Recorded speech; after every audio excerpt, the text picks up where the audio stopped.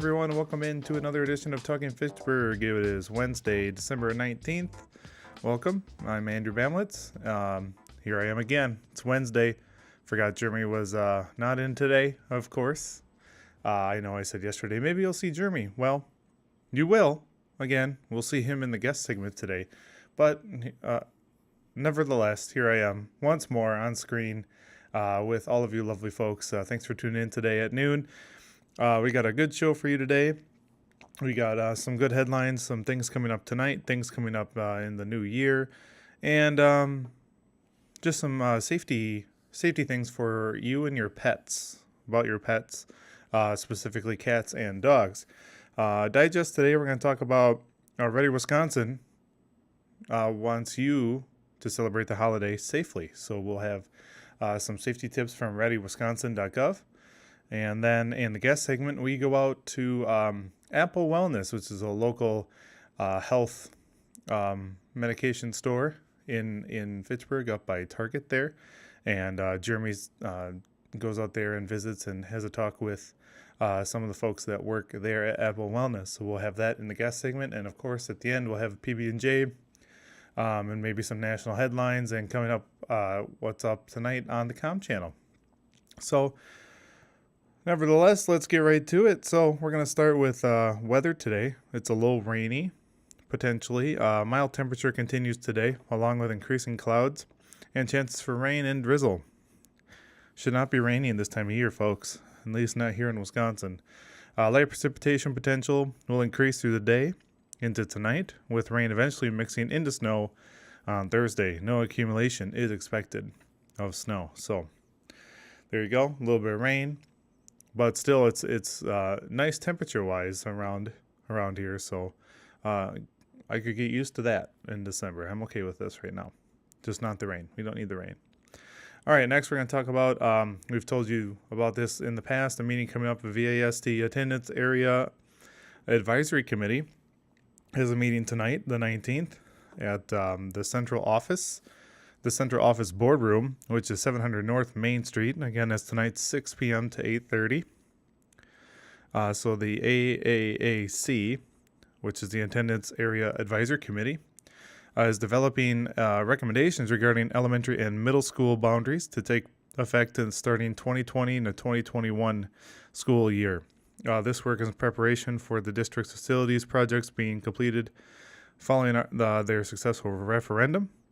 These projects allow for the lift and shift of the 5 schools, Badger Middle School, Core Knowledge Charter School, Verona Area International School, Sugar Creek Elementary, and New Century Charter School.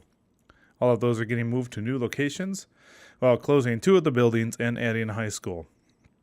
So all the meetings are open to the public.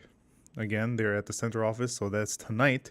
So don't miss it if you want to get down there and learn more about this committee and what they're going to do for your children here in Fitchburg, in the Verona area. All right, next we have a Fitchburg Senior Center event going on again today. So they have FoodWise Nutrition. They have LaTanya from UW Extension is back, and she's talking heart healthy meals. So again, come in. That's today at 11:30. So if this is airing, you already missed it, but hopefully you were in and joined in on the fun. All right, next we have a community blood drive coming up. This is a little bit of an advance, so get out your calendars, get ready to write this down. Tuesday, February 5th, 2019. Schedule an appointment to donate blood at the community blood drive and give the gift of life. The appointments are not necessary, but it does save time. So again, this is February 5th.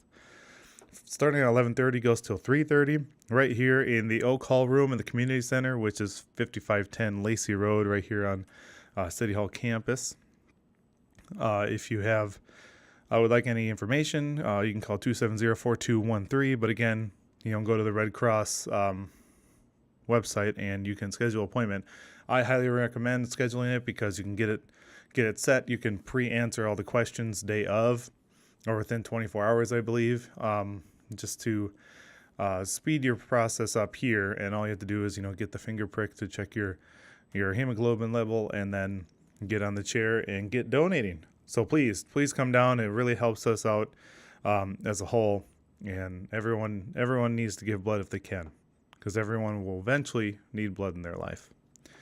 All right, next we have we talked about the e-newsletter coming out, I believe monthly, from the Public Works Department yesterday, and now we're pulling a couple pieces from that today. So today we're going to talk about is an electric vehicle right for you? So is it right for you? Prior planning is an important aspect of purchasing an electric vehicle.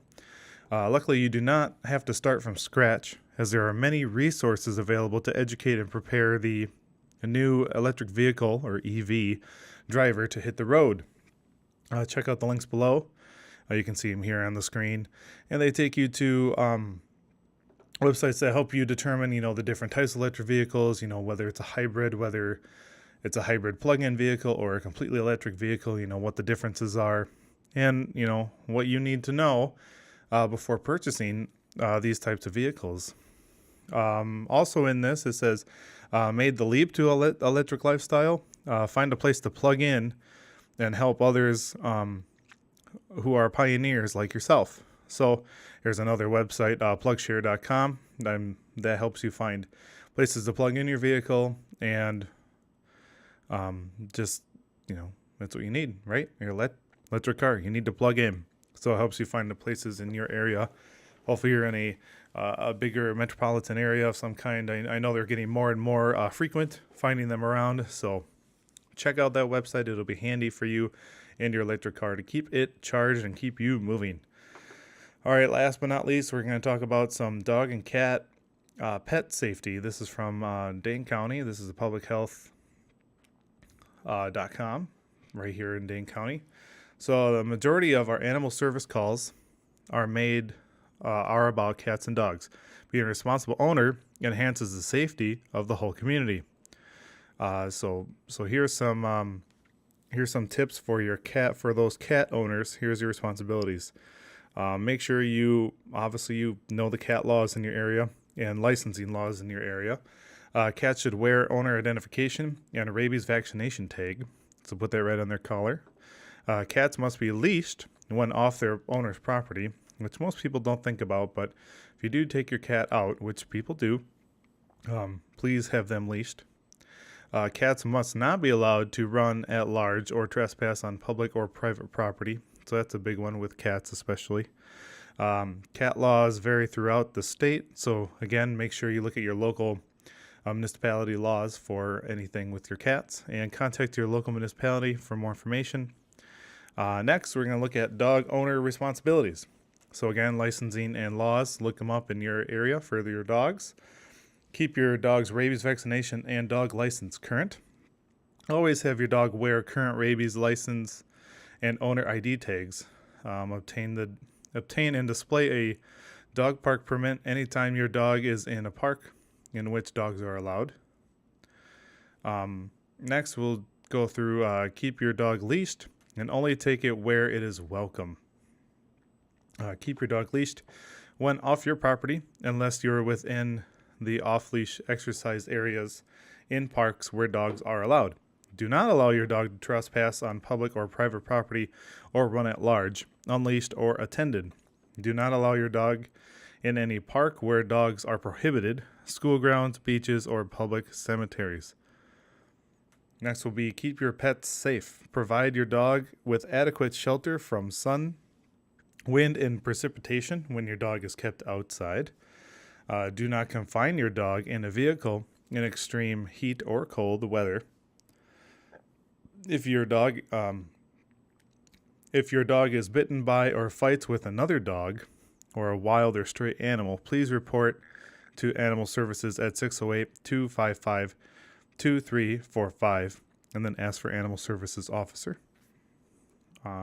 Prevent your dog from negatively impacting others. Prevent your dog from injuring any person, property, or other animal. Never allow your dog to bark at or intimidate, attack, or threaten another pet or any person. If your dog bites a person, report it to Animal Services. Again, same number, 255-2345, and ask for Animal Services. These are just really good tips to have Just for you as an owner, you need to be responsible for your pet. And of course, if you see someone neglecting their pet, or letting them do these things, run at large and trespass, I would just give animal services a call and have them get involved, and hopefully they can remedy the situation. All right, that's going to do it for today's headlines. Next, we're going to come back and we're going to talk about Ready Wisconsin and how they want you to have a safe holiday. This is Talking Fitchburg.